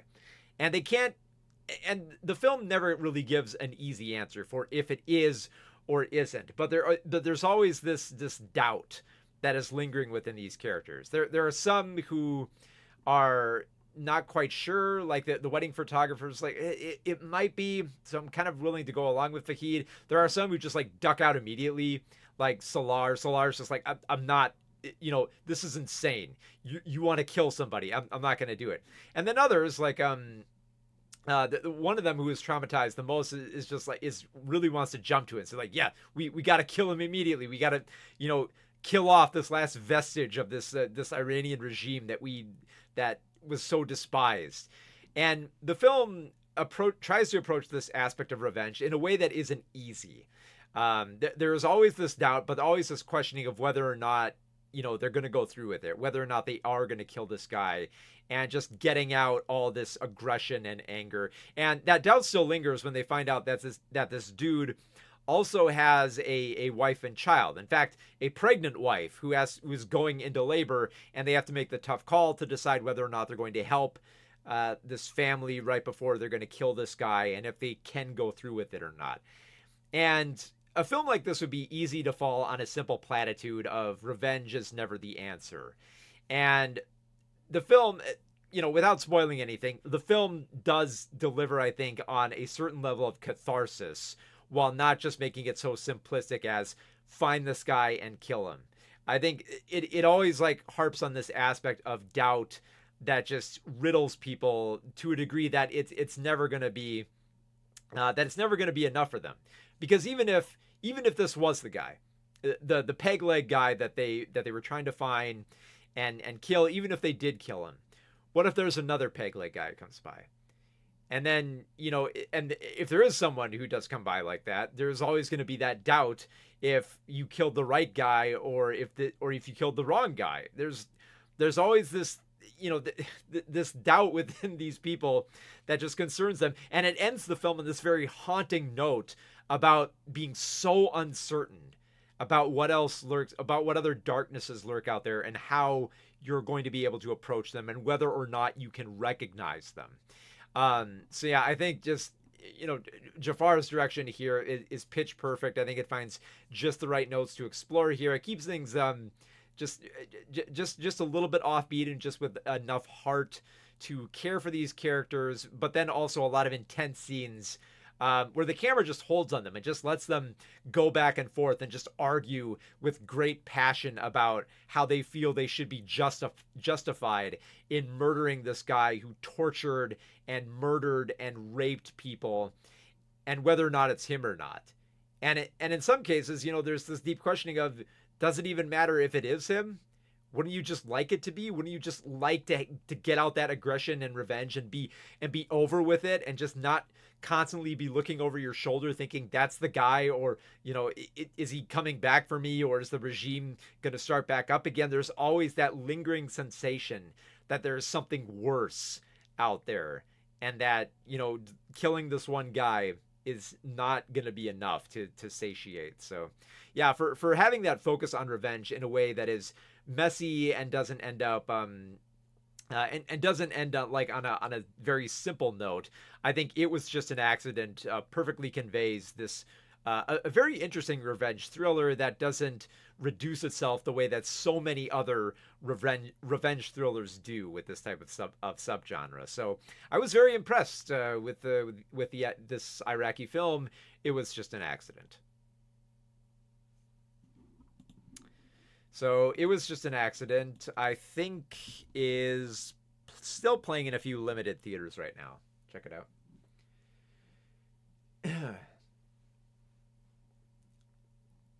It was just an accident.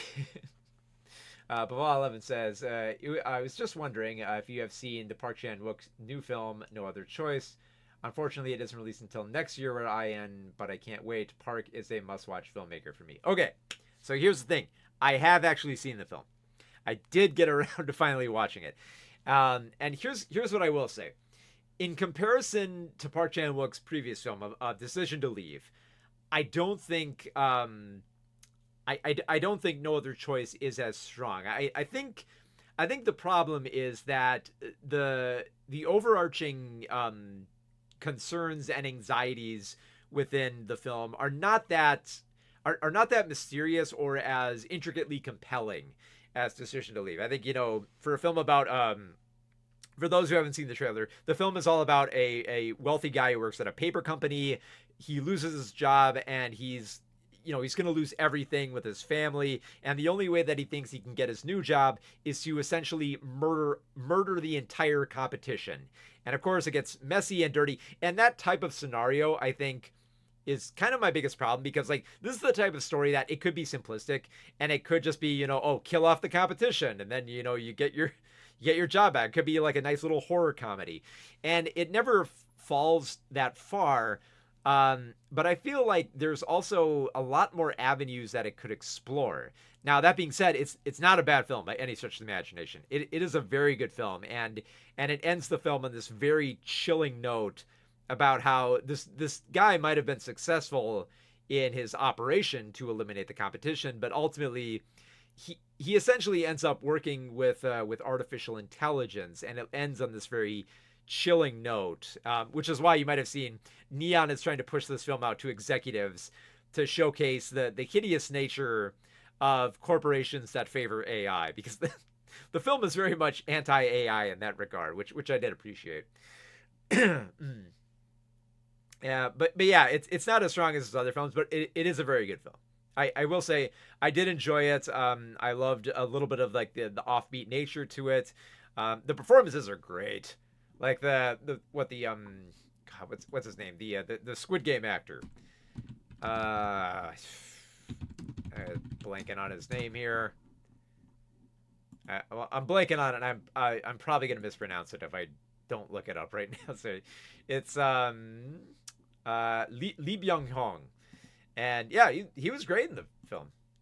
He perfectly has that anxiety, the way that he covers everything up, the way that I love how the film focuses on power dynamics, how he's always concerned about not asserting himself and losing control and always being suspicious of everything. So, if nothing else, it's a great performance.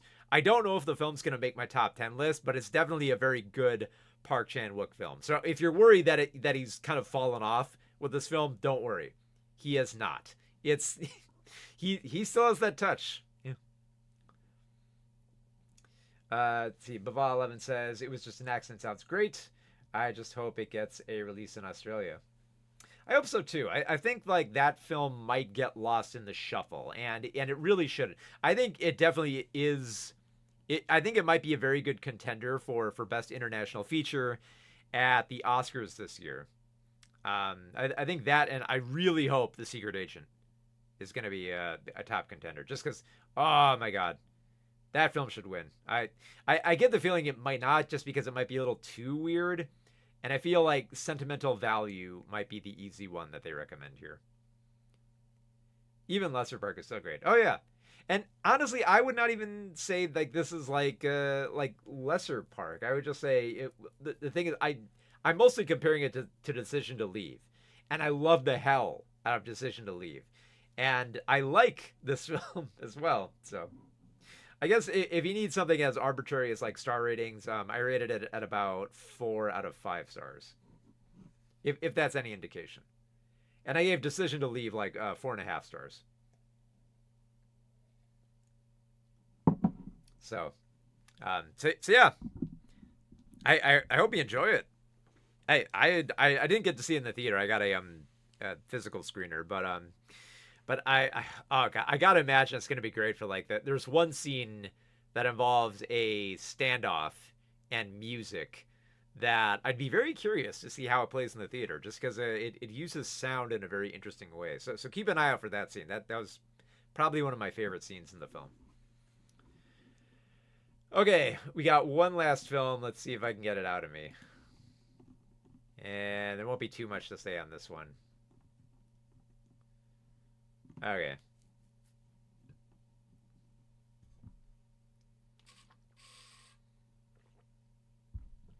All right, here we go with Scarlet. In 3, 2, 1.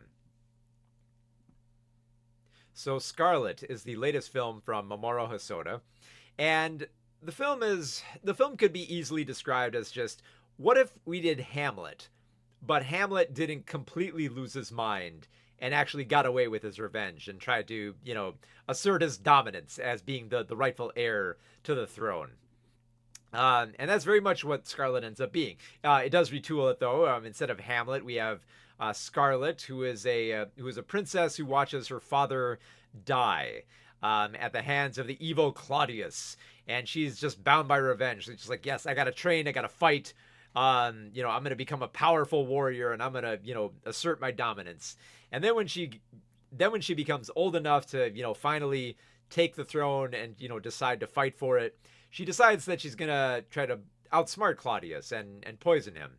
But unfortunately, Scarlet ends up poisoning both her and Claudius, and the two of them are dead. So you think, okay, that's the end, right? That's how Hamlet ends. But no, here's where it gets weird. So both of them end up in this kind of like desert purgatory, I guess is the best way to put it. So they end up in this purgatory where you are given one last chance to fulfill some desire that was unmet.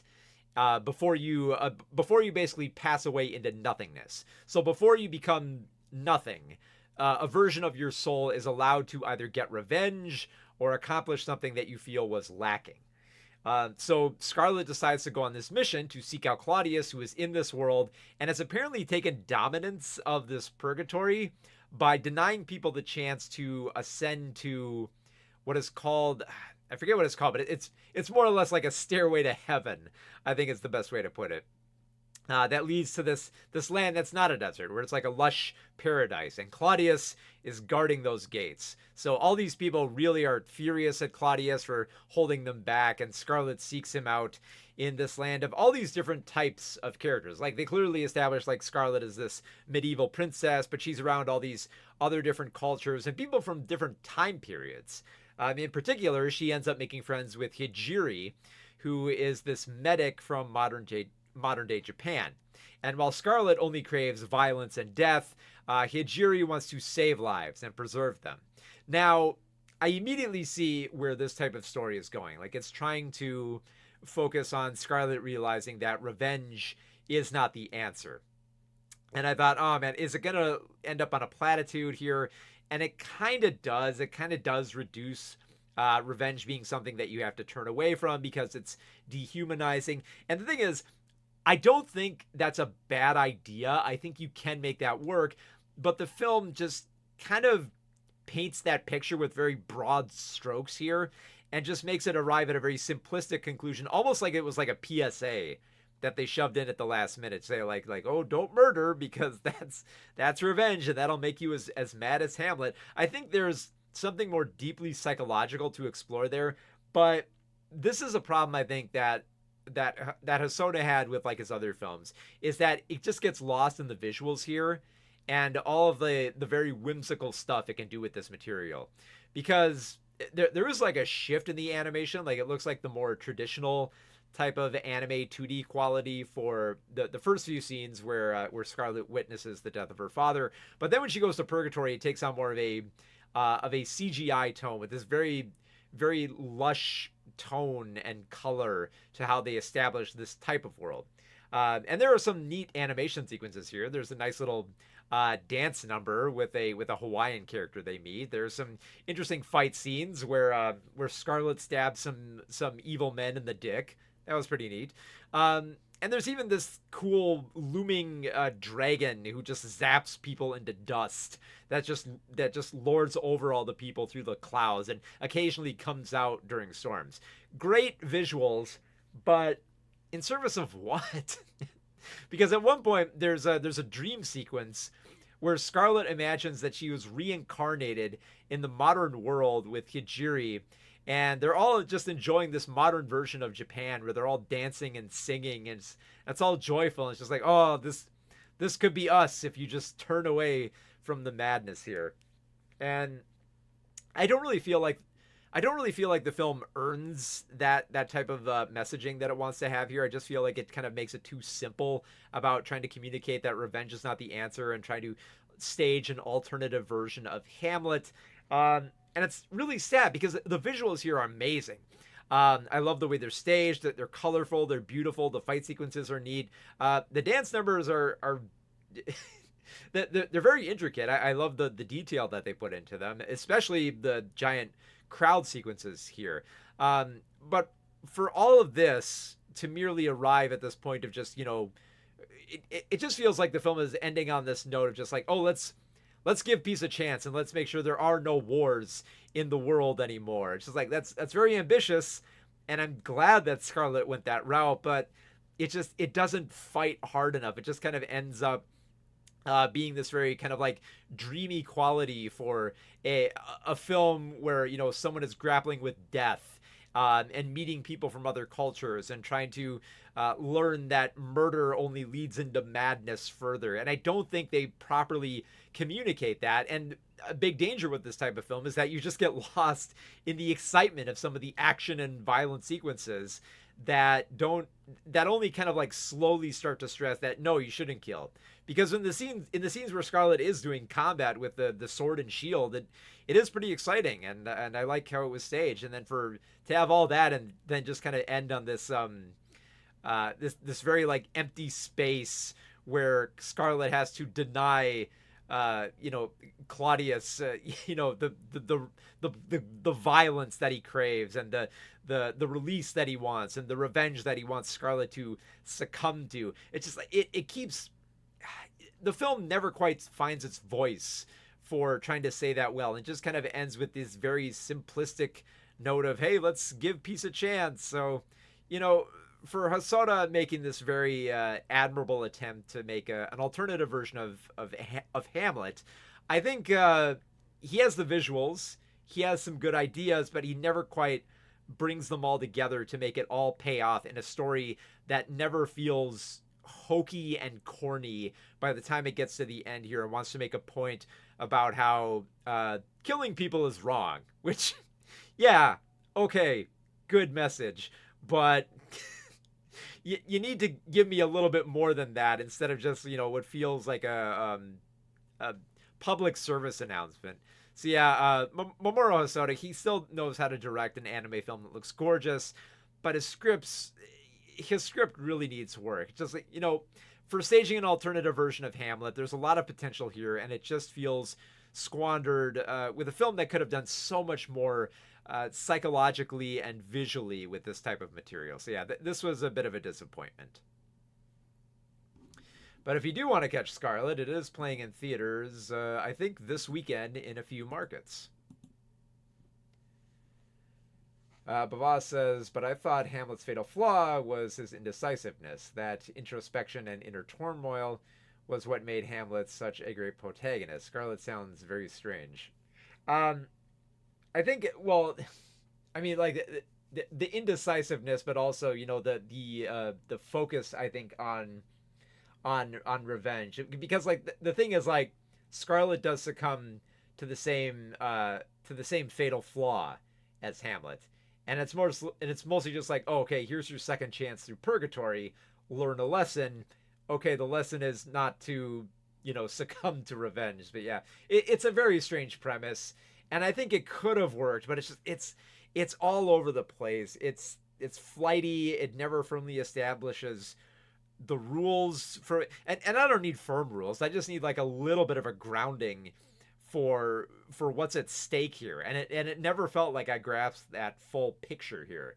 It always just felt like, oh, these are cool visuals. It's a very colorful purgatory, and here's some Hamlet characters, but not much more than that. So yeah, it is a disappointment. All right, let me get some water here.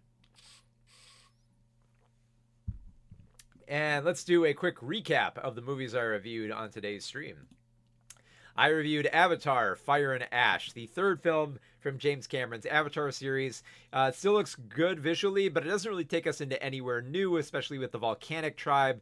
That it just feels like very much like a retread of the Way of Water, the past Avatar film. It's Avatar's greatest hits, and I don't know if I exactly gel with that.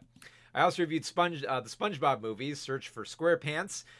Pretty decent film about SpongeBob trying to come to terms with what it means to be a grown-up adult, which I think they weaved pretty well, and it's got some decent juvenile jokes and a wee bit of subversive humor. I wish there was a little bit more of that, but it still is fun, and I think it's a good film to watch. Good film to watch with the family. Well, kids will probably enjoy it more for the humor. I also viewed Wake Up Dead Man, the latest film from Rian Johnson in his Knives Out series, and this is probably my favorite of his mystery thriller